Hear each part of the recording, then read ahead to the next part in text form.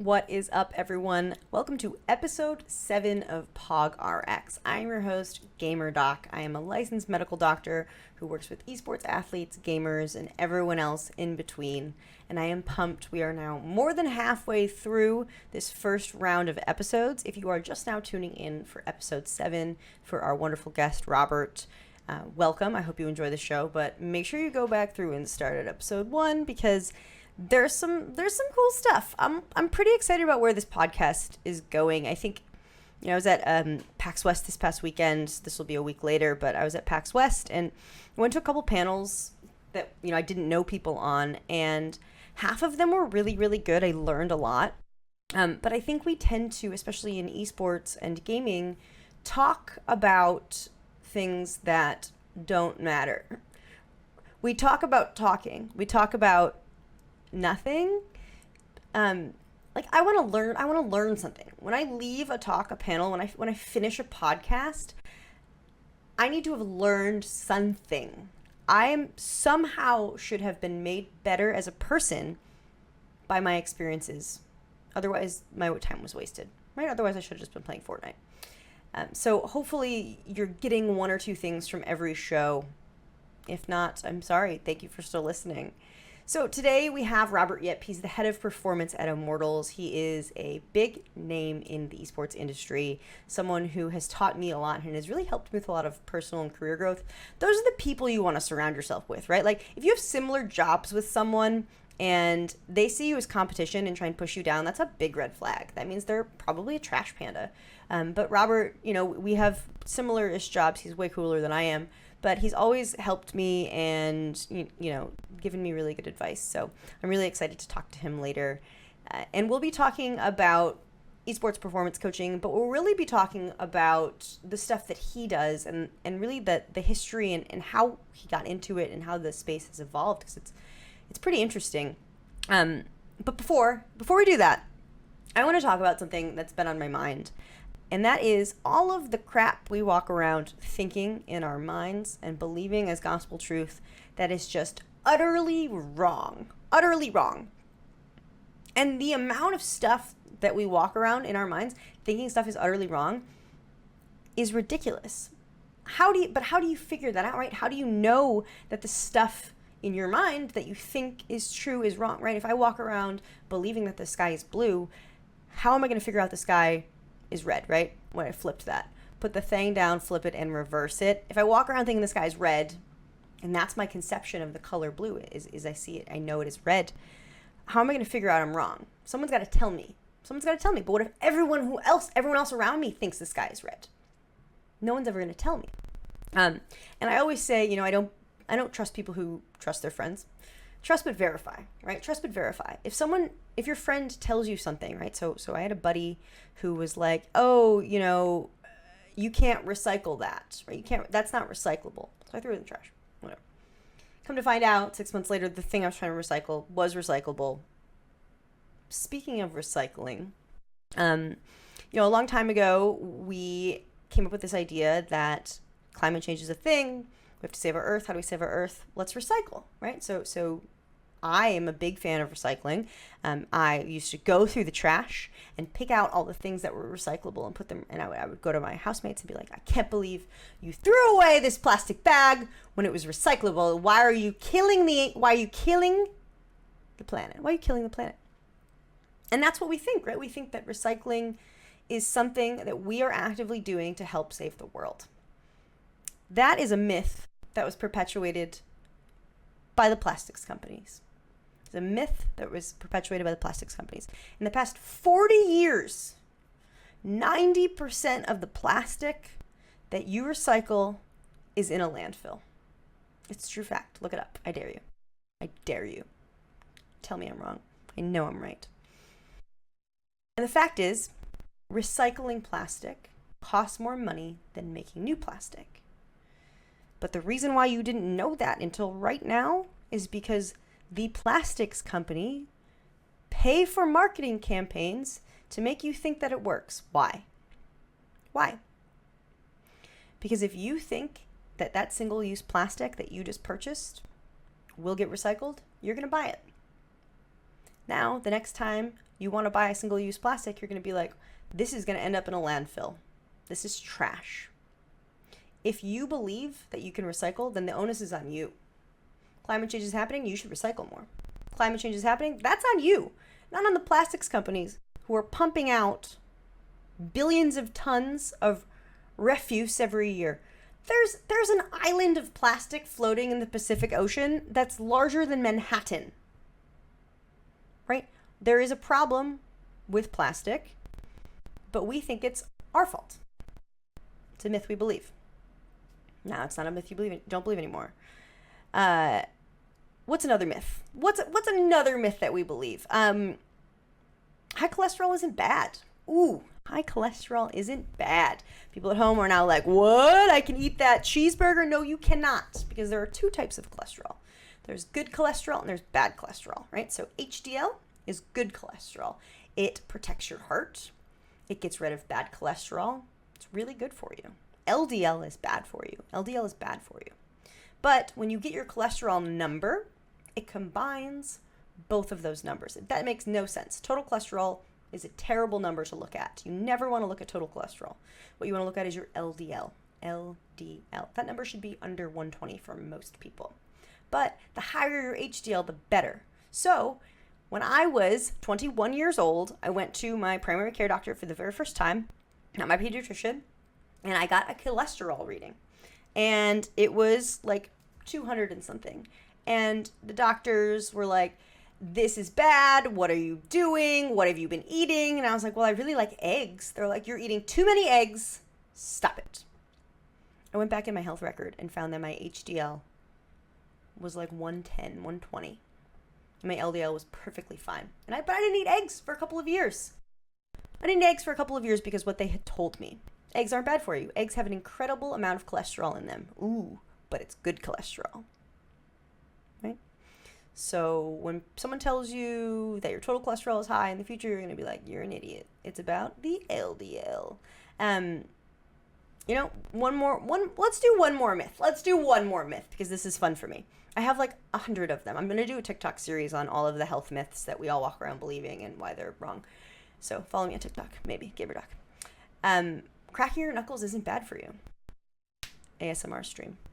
Cracking your knuckles is not bad for you. There's no science that it leads to arthritis. Cracking your knuckles is simply popping little pockets of air that are resting in your synovial fluid, which is the viscous little fluid that sits in your joints and helps them move smoothly.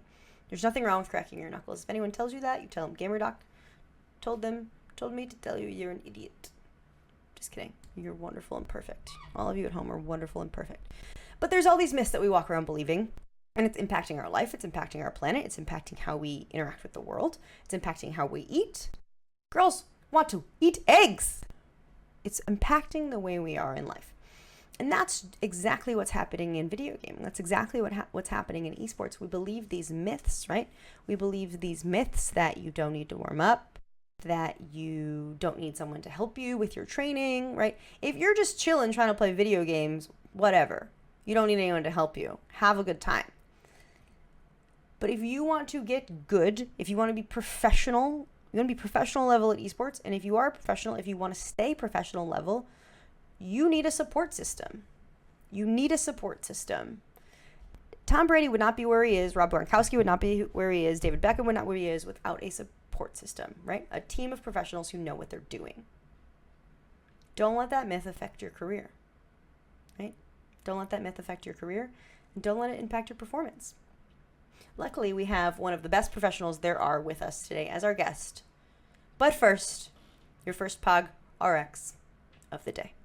So you've got gamer's thumb. What's next? Stretch 1. Use that same test that made it feel like your thumb was about to fall off to your advantage. Hold your arm out in front of you like you're shaking someone's hand. This time, though, keep your fingers straight.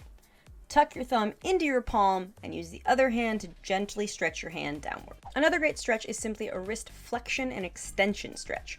Hold your arm out in front of you straight, make a fist, and then use the other hand to pull that fist downward. Feel the burn. To get the other side, simply extend your wrist back, use your other hand to grab your fingers, and gently tug. For all of these, make sure you go slow, stop if you have sharp pain, and hold them for at least 20 seconds. To strengthen, find a hair tie or rubber band and place it around your fingers. Bring your thumb into extension and abduction, and then back to your palm.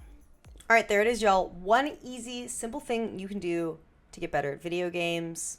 If you're not doing it right now, if you don't have plans to do it, why not? Stop holding yourself back. You are more powerful and capable than you think you are. Speaking of powerful and capable, our guest today is Robert Yip. He is the head of performance for Immortals. He has his master's in sports psychology and is a certified strength and conditioning coach.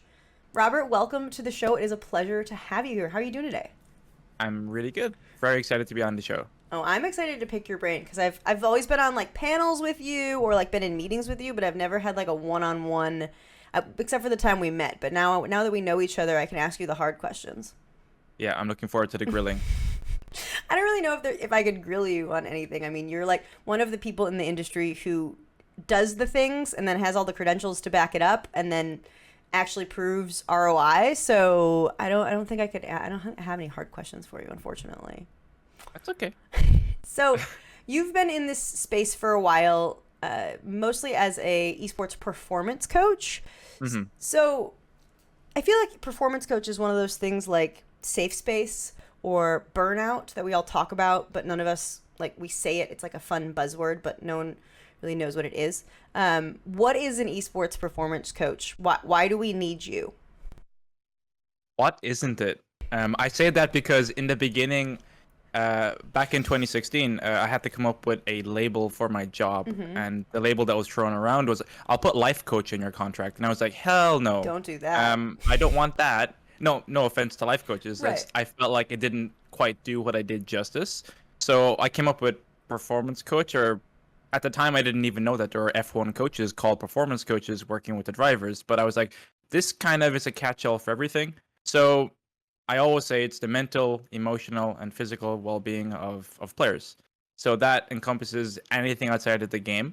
I think right now you've got a lot more specificity in esports. You've got physios, doctors like yourself. You have mental skills coaches, dietitians, sleep scientists, and experts.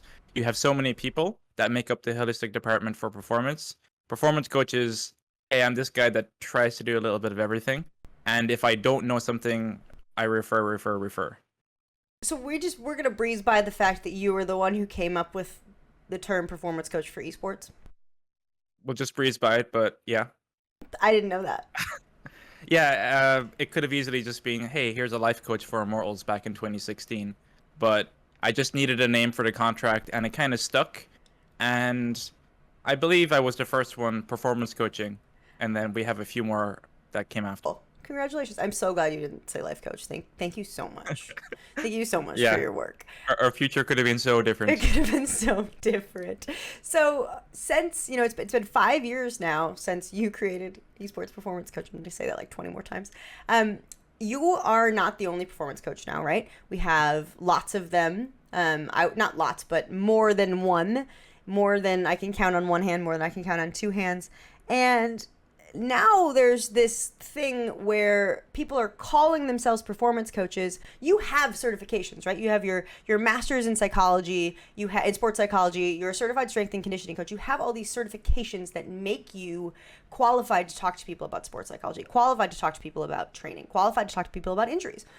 There's people sometimes now who, they got they got a doctorate on a weekend online in a 6-hour course in some random thing, and they're like, I am an esports performance coach. When did you start to notice the influx of people who you didn't necessarily know and they weren't necessarily qualified? Or am I projecting?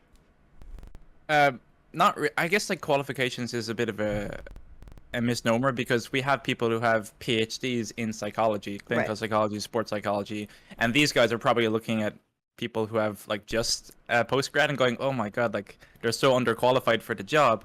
I think for one thing, my head lecturer for my post-grad, he only had a master's, but he had like 40 years experience with international athletes.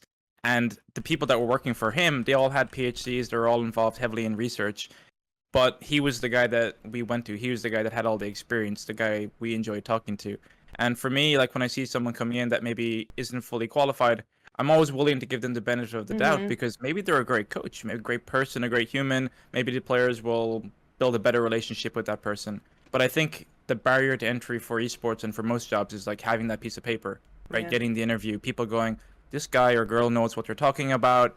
They're not as qualified as this guy, but might be a better fit for what we're looking for. So I'm always willing to take the call. I have, and you probably have the same, at Twitter DMs that are filled with people like, how do I get involved in esports? What do I do? How do I do what you do? And Check as my much as I DMs. can do, you'll probably have about 10 just in this conversation alone. It's just people that want to get involved because they love esports. And I think that's great. And I think they just need a little bit of guidance as to like, where do I go for my degree? What qualifications do I need? Like, how do I choose between this strength and conditioning certification and the next one? Like, which one is best? Yeah. And I think people that are in the industry right now that have, I guess, like, got the jobs that those people want, if they can provide a little bit of information as to like how they got to where they were going, then it'll help people that are kind of like It's growing true. up in the scene. Because we don't have a path. There's no like internship you can do. There's no Yeah. qualifications or training programs you can do. So you're talking about how people might look at you and think you're underqualified. I don't think anyone's thinking that at all. Because I think we need the people who know a little bit of everything, right? We need the people who know a little bit of nutrition, a little bit of this, a little bit of that. In traditional sports, when you're dealing with a team, you have the athletic trainer, right? And the athletic trainer knows a little bit about everything, right? Yep. And I'm not knocking any athletic trainers. You guys are amazing. And they are the liaison, right? They're the people who the players go to. They're the people who the players go to, and they're the ones day after day interacting with the players, treating their injuries, and when they need help, they refer them to the doctor, or they refer them to the Hmm. nutritionist, or they refer them to the sports psychologist. But in esports, we don't have athletic trainers, right? We don't have those people. And for the longest time, and for some teams, that person is the coach. But Hmm. the coach doesn't, a lot of the coaches are former players, right? They don't have any qualifications other than experience, which is amazing. So Yep. they don't have that knowledge of, oh, you probably need an x-ray right now. Oh, you probably need someone, you're exhibiting signs and symptoms of burnout. You need to go get that checked out. So right now, is that the performance coach at some places? I think it must be. I Mm-hmm. think teams that have a sports practitioner on like on their roster, that must be the person that they go to. Mm-hmm. If I see something that like I don't know what it is, or it's like I know what it is and it's definitely out of my scope. Like I said, then it's a referral at that point. I think before when you had strategy coaches that were the main guy, they would pick up things from when they were a player, they would read certain things. And that's why when I came into the scene and people like me, people were actually like pretty open about it. Like, oh my God, this is all new. This is all really interesting. How can we use it? So I think that a lot of the top teams have someone on board that's either a sports psych, a performance coach, or something similar, Mm-hmm. and they're meant to have that knowledge. Like if it's to do with ergonomics and posture and diet, nutrition, exercise, we go to that guy, Yeah. and we just assume that this guy knows a little bit, just enough, so that he can point you in the right direction.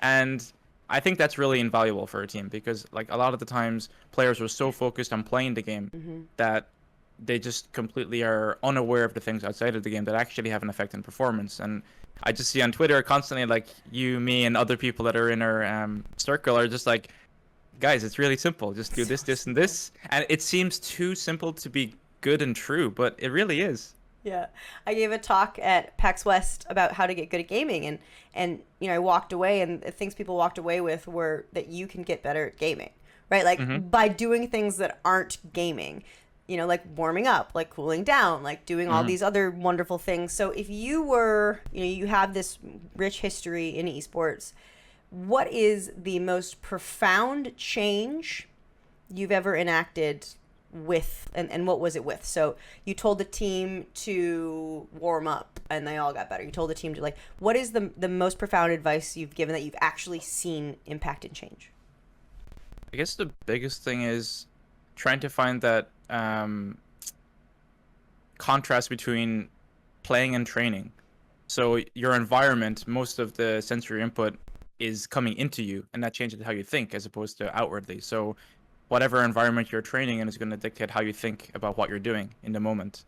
So how you dress, how you act, how you set things up, the language you use, all of this actually ties into what your brain thinks about while you're doing the activity. So when we go into practice, if we're coming in, we're wearing shorts and sandals and we're just playing the video game to play, like you said, it's not going to get the correct kind of mentality for the practice. So some coaches will use the word training rather than like playing.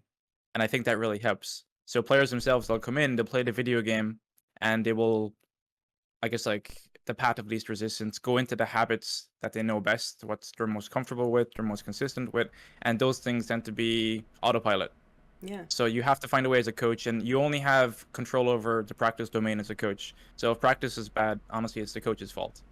As a player, you only do what's put in front of you.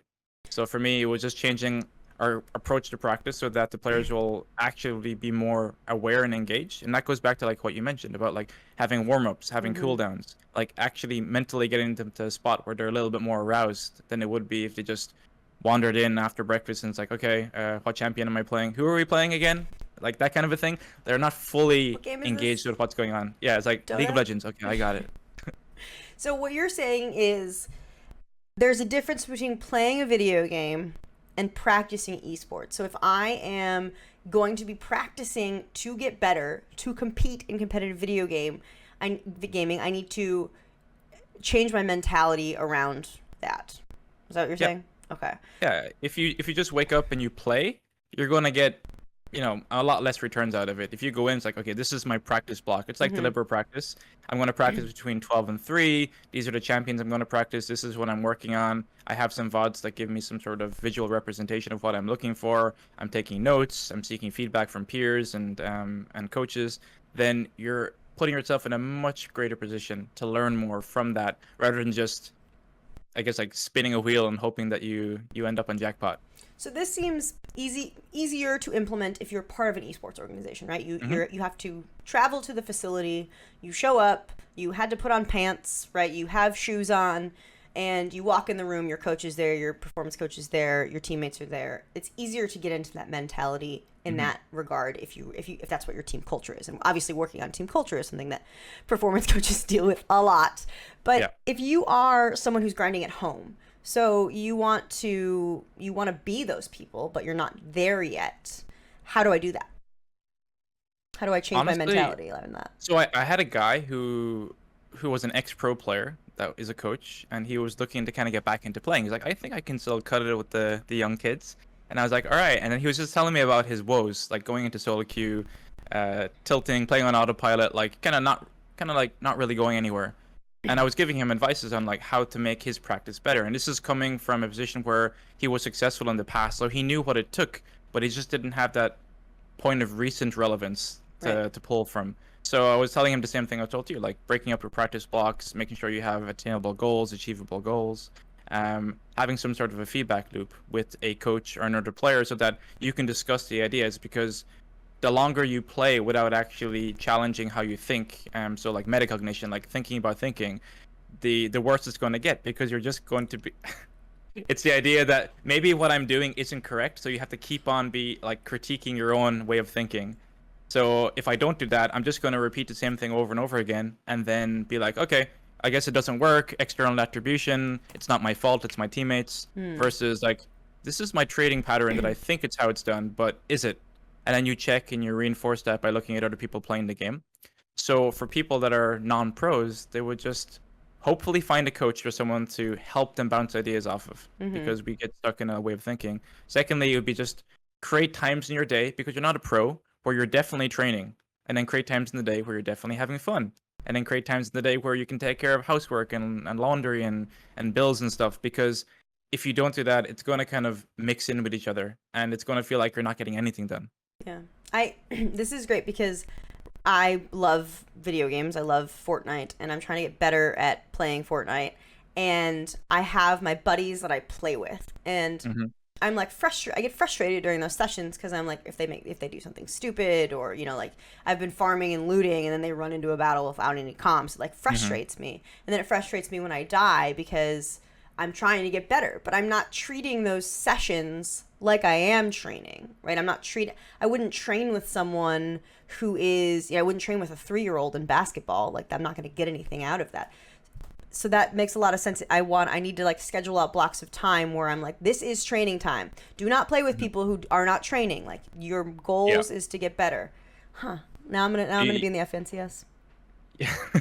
You have to be like aligned with whoever you're practicing with. So if they think it's for fun but you're tryharding, there's going to be a mismatch there, and it's going to be frustrating for both because they're there for fun and you're like, guys, like what the hell are you doing? And they don't want to be there, and vice versa. If you're having fun and people are tryharding, it's not gonna work really well. So I would always say, like, if you pre-plan your practice, where it's like, hey guys, like I want to work on this, what do you think? And they're like, yeah, it sounds good, this is what we should be working on. You can't really be disappointed so much.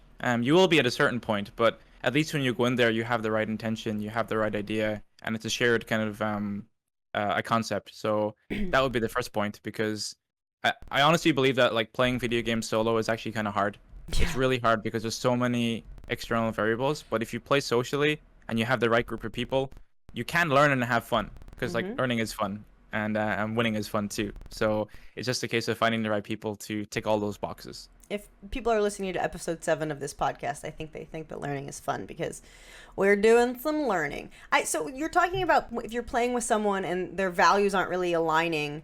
Do you ever see that causing trouble with team dynamics on teams you've worked with or players you worked with? Because you were an esports performance coach, but now you are the head of performance for Immortals, right? You've taken that gigantic step from head of performance coach to, or for performance coach to head of performance. So now you're in charge of.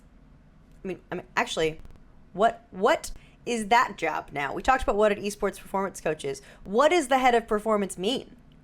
I guess my purview is more. So I've got a LCS team, an academy team, a Wild Rift team, and a Valorant team right now. So instead of just being kind of like locked down to like one team, it's 4. So it's like a little less time with each team, like FaceTime, but at the same time, like what you mentioned about like team cohesion and team dynamics, I have to have, I guess, like a bigger scope over the bigger picture. Yeah. So it's a little bit harder in a sense that I want there to be a common thread between all 4 teams. Like, hey, this is what makes Immortals the brand, the organization. Like you can see it across all 4 teams, franchises. So I would want that, where it's like we're all doing the same thing, because number 1, it's good for you. Number 2, I believe in it, so I'm pushing it. And number 3, the org also believes in it too. Yeah. So for me, it's like more planning, preparing, making sure they have all the right bits and pieces. Even for our remote teams, they don't have the facility to come to in LA, but I still want to afford them to go to physios, to have time with me, to have like specialists that they can go to as well, to make sure that they're taken care of. Yeah. So I think it's more like making sure that everyone has the same resources available to them and support. Yeah.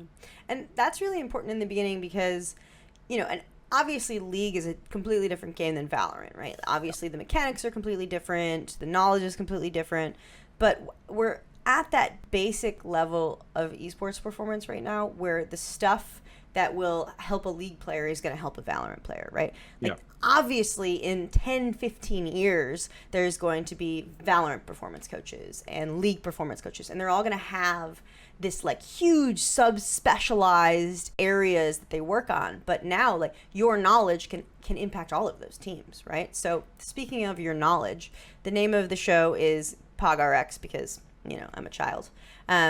So, you're writing a prescription, this is not medical advice, but if you were to write a virtual prescription for the one thing that people can do right now to make them better at video gaming, what would it be? The first thing that jumps to my mind is like sleep. Just make sure you're getting not even the amount of sleep, just quality of sleep, because everything is going to suffer. You can have it's sleep, exercise, and diet. You can eat a bad meal, eat some bad tacos. You can still play okay. You can forget the exercise or have a crappy session and still play okay.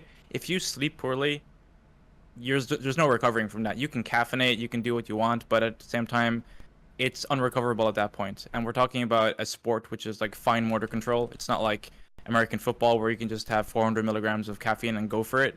This is something where it's like archery, pistol shooting, pool, snooker, darts, something like that, where it is really, really important. And the people that will say I don't get affected by sleep. I don't get affected by jet lag. It's like, No, it works. I always say, so you're not a human? They're like, oh no, I am. Then I'm like, well, then it affects you. You're just not aware of it. So I think sleep is the most important thing. And for that, if you tie it back one more, it's just structure. Making sure that you're waking and sleeping at the same time, your structure for your day is solid, and then you can plan everything else around it. But if you're waking up at 12 sometimes, going to sleep at 3 sometimes, like random every single day, you're going to be in a state of flux, you're not going to be your best self, and your performance is going to suffer. Yeah. I completely agree. As someone who has been sleep deprived for the past 5 days, I'm starting to feel like a normal person right now. So, thank you for that. All right. This is amazing. You're amazing. I feel like I'm going to, when I am winning the Fortnite World Cup in 2022, I'm going to hold that over my head and I'm going to look into the camera and I'm going to say, this is for you, Robert. Okay? You have my word. I'll be waiting for that day. I'll be the guy in the front row. I'll be waiting. Perfect. So your Twitter handle is below you, so people can see where to check you out on Twitter. But do you have any other projects or things you want to call attention to, or any other things you want the viewers to know? The floor is yours. Not quite yet. I came into Immortals a little bit late in the season, so we're doing our preseason planning right now for next year. Follow me on Twitter. Instagram is the same handle, and yeah, hopefully next year we'll get to see more of a fleshed out version of what I actually would like for Immortals and for my guys. So if Immortals lose before next year, it's not your fault. I don't think we're playing it. Oh, yeah, okay. Not my fault. It's not your fault. It's not your fault. All right. Well, Robert, this has been amazing. You have been incredible. We have Robert Yip, the head of performance for Immortals. Have a wonderful day. All right, y'all. Rob wants you to work on your sleep quality and be intentional about it. So what time are you going to bed tonight? Have you thought of that yet? What time are you going to bed tonight? What time are you waking up tomorrow? And what are you doing when you wake up in the morning, right? I have a routine when I'm going to bed, right? So I make tea. I watch an episode of Doctor Who, which is terrible for my sleep hygiene, I know, but it's my routine. It's my routine. It's better that I'm going to bed at a prescribed time and I'm winding myself down rather than just jumping into bed and being like, sleep time, staring at the ceiling, rethinking everything I've done that day and being overcome with stress and then I'm not being able to sleep because I said something stupid earlier that day and now I'm stressed out and now I'm going to have dreams about it and now my sleep quality is going to be terrible, right? Figure out what your routine is before bed. It can be something very, very simple. It doesn't have to be 20, 30 minutes long. When you go to bed, you're going to do a back stretch, drink a sip of water, get in bed. You're going to bed, you're going to read a page or a chapter in a book. Maybe you're going to journal, you're going to make some tea, you're going to go to bed. Have a routine, something that tells you it's your body, it's time to go to sleep. Now, try and avoid blue light in the times before bed. That doesn't happen for me. Blue light glasses are remarkable. I use them frequently. Be intentional. Getting better at life, being successful in life is being intentional. Having an intent. That's it for our show. Episode 7. We did it. I don't know what we've done, but we've made it to a prime number, which I'm very proud of everyone. I'm your host, GamerDoc. If you want more content, make sure to give me a follow on Twitter. And have a happy and a healthy week. Thanks for tuning in. We hope you enjoyed this show. For more information, follow GamerDoc on Twitter at GamerDoc_. And please remember, nothing in this video is medical advice. Yes, I am a doctor, and yes, you may need help. But this is the internet, and this is for entertainment and informational purposes only. Thank you, and have a very nice day.